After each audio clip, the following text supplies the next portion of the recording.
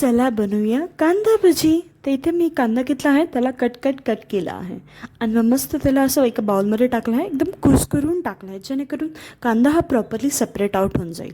मग एका बाउलमध्ये कोबी घेतला आणि त्यात भरपूर सारा कांदा टाकला आहे. कांदा टाकलं की त्यात मीठ टाकायचं चवीनुसार आणि मग मिरचीची पेस्ट टाकायची, म्हणजे आपण मिरची बारीक करून घेतलेली आहे. त्यात आलं लसूण पेस्ट पण टाकायचं आणि मस्त मिक्स मिक्स मिक्स करायचं.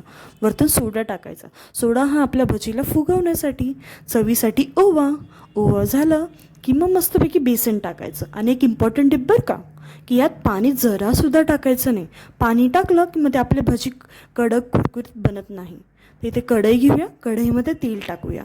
तेल झालं की आपला एक छोटा भजी टाकून बघायचं आपलं तेल तापलं आहे का नाही.